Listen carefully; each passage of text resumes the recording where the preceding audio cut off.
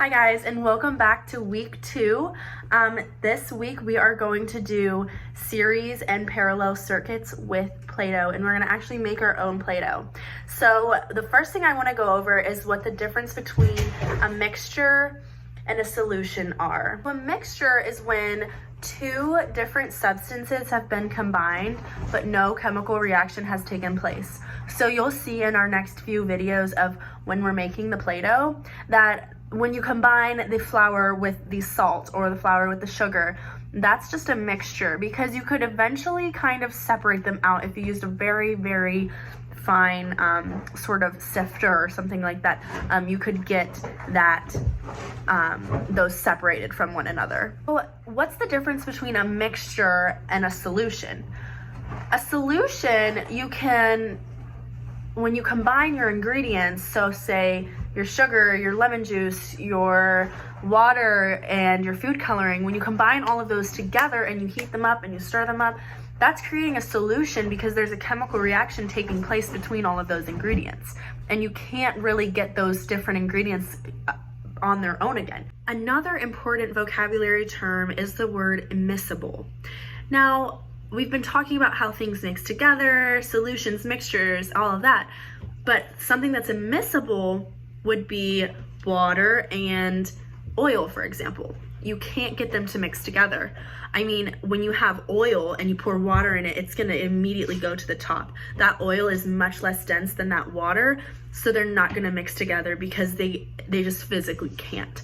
So that's why when you see oil on the ground after it rains, you'll see them bubble up or have that, it looks kind of like a rainbow in a puddle of water. That's that oil just sitting on the top. For this lab, you will need flour, vegetable oil, salt, water, food coloring, and lemon juice. And I squeezed my own lemon juice, but you can buy it in the bottle. Measure out 1 cup of flour and put it in your saucepan. Add your 1 cup of water. Next, add 1/4 cup of salt. Now add 9 tablespoons of lemon juice. Add 1 tablespoon of vegetable oil and a few drops of food coloring. Next, mix that all together until it's combined. Turn your stove to medium heat and stir continuously. Stir continuously until your mixture thickens. So you're gonna wanna keep stirring until it forms this big ball of Play-Doh, and then you can take it off the heat. All right, next you're gonna just wanna flour a cookie sheet lightly, and then you're gonna put the ball of the dough on there. The dough is very hot, so make sure you use a spoon, but flatten it down so it'll cool quicker. Just like this with like a wooden spoon or spatula or something. So now you're gonna wanna knead this into a ball and just kind of add some flour if it's too sticky or whatever, but it should be around about this consistency, just like normal Play-Doh you would buy from the store. Next, we'll be making the non-conductive Play-Doh, so you will need flour, sugar, food coloring, deionized or purified drinking water, and vegetable oil. Measure out your 1 cup of flour and pour it into the pan. Next, add 1/2 cup of sugar. Now measure 3 tablespoons of vegetable oil and pour it into the mixture. Now mix these ingredients together, and then we'll add the purified water in just a few minutes. Now that that's all combined, you're gonna start adding just small amounts of your distilled water or purified water into your mixture, and you're gonna stir that and repeat until a ball forms. So now that I have a dough-like consistency, I've transferred it onto my floured cookie sheet, and I'm just kneading small amounts at a time. I'm also adding flour just because it's very sticky, and that will help take away that consistency. You want it to be like Play-Doh, not very sticky. Okay, so you're just gonna keep kneading small amounts of it. I've been kneading it for quite a bit, and now I have that Play-Doh consistency. It's no longer sticking to my fingers. I'm gonna keep playing around with it just for a few more minutes, and then once I'm done with that, I'm gonna set it to the side. Okay, now that we have our Play-Doh made, we have non-conductive and conductive. we're going to talk about circuits and different types of circuits. So there's two different types that we're going to talk about today, and the first one is series circuits. A series circuit, there's only one pathway that the electrical current or the electrons can flow through. So if you think about Christmas tree lights, there's going to be one light after another, okay? So if I have a series circuit of Christmas tree lights and one light burns out, the ones right next to it on the other side are going to also not turn on because this light here is not working. Now, if this light here is not working, the ones before it though are going to be working because that charge is flowing through each one until it gets to the burnt out light bulb, and so anything after that burnt out one will not work. And that's why when you have to do your lights, you plug them in before you put them on the tree, so you make sure that all of your lights are working, because if there's one burnt out, you replace that one and the others should turn on. And then sometimes you have it where another one down the line after you replace one won't work, so you replace that one, and it's really annoying. So that's why we have parallel circuits. With parallel circuits, the charge of one light doesn't depend on the other because they're on their own branch. They're kind of running parallel to each other, but they're not touching, and they don't interact with each other at all, so they don't depend on each other for energy. And that's what leads me to how charge is divided up. In a series circuit, charge is divided up much more differently than it is in a parallel circuit. In a series circuit, charge divides up evenly. It's only one charge going through, so it's going to be the same here as it is here. They're going to have the exact same charge, okay? In a parallel circuit, it's not going to really depend on each other, so there might be a different charge here than there is here. It might be greater here than it is over here. And that's important to know when you're going to set up your circuits and everything. For this next portion of the lab, you will need a LED light strip with a battery pack, scissors, sandpaper, and the conductive Play-Doh. Okay, so you're gonna cut the battery pack off of the light strip. So I'm just gonna do it up here where this wire is. After you cut off the battery pack, you are going to make sure you cut each LED light. You're gonna cut about halfway in between. And you can use wire cutters. I'm actually using just like nail scissors. They work just as good for me, so I decided to do it that way. But I'm just gonna go through and cut about halfway past, or halfway in between each light. And it helps that I have little flip-flops that are my lights. Yeah, so you're just gonna go ahead and do that with all of your lights.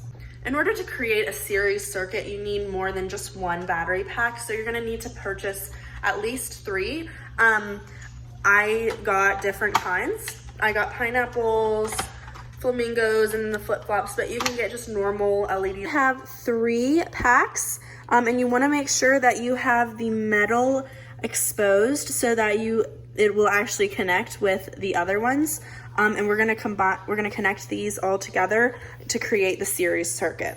I'm just taking a few pieces of my Play-Doh and just creating small balls just so that I can have them ready when I need to create my circuit.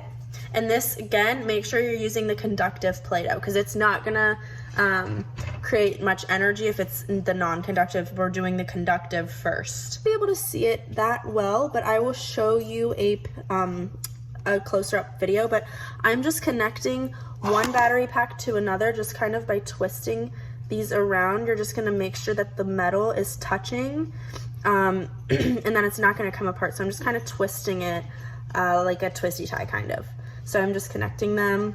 I'm gonna do it with the next, you're gonna make sure you connect this one of them to the other battery pack because we wanna make sure we have a series of 3. So now is the time to put your batteries in your battery packs and make sure that all of the switches are on, because if they're not on, then they won't be transmitting that energy through the battery pack. So make sure you turn the switches on and put your batteries in there. So after doing all of that, this is what it should look like. You should have 3 battery packs with 3 AA batteries, or however many the ones you have take. They should all be connected to each other. You see I kind of just wound them up together. There's no plastic on the parts that are connecting it, and then there's also a wire going into each ball of dough. I'm going to take one of my LED lights and just put it in each end of the Play-Doh. and we should get a light. Now just create this sequence and notice mine are not glowing, so something is probably wrong with my Play-Doh. So yeah, but it should be glowing, it should be working correctly. I'll set up this following sequence. I just added a ball and another LED light, and they should be glowing slightly dimmer. Now I removed that connecting LED light, and pay attention to the brightness of the lights now. Now I'm going to set up each circuit with the non-conductive Play-Doh, which is just the white Play-Doh. So I did blue and white to differentiate, so this is the first circuit. Now add your LED in between. Add another ball of Play-Doh and another LED light and connect them like this. Finally add one more LED light and one more ball of Play-Doh, and you'll have this circuit. Now remove that middle connecting LED light and you'll be left with this. We're going to do our parallel circuits, and we're going to use our conductive Play-Doh again, and we're going to attach it to each end, and then we'll create our parallel circuit, and I'll show you that in just a second. As you can see, this is your parallel circuit. With parallel circuits, each side does not depend on one another, so the orange is not going to depend on the pink for its energy. As long as they're both connected to the conductive Play-Doh, they should light up. Again, mine aren't lighting up, but they should be. So now you're gonna have 3 flip-flops. I added this purple one in. It's still a parallel circuit because they're not depending on each other for their energy. One thing to note is that they should be glowing dimmer because the output of the energy did not change. There should be only 9 batteries before we started and 9 after. So it's not going to be any brighter. It's gonna start being dimmer because we need that energy to be divided up now by 3, not 2. And I just removed that purple one again. It should be glowing brighter now because the energy is being divided by 2, not 3. So there's less energy, or there's more energy to be distributed to each one. Now you're going to complete that with the non-conductive Play-Doh. You're gonna wanna make sure that you do the 2 LEDs, then 3, and then take away 1. So we're paying attention to how bright they're glowing. And we're gonna, again, do this with the non-conductive Play-Doh.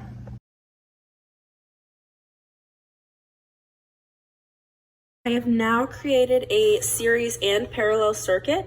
As you can see, they connect as a series, but then there's also that parallel circuit right here. So you should have 4 LED lights connected to 3 balls.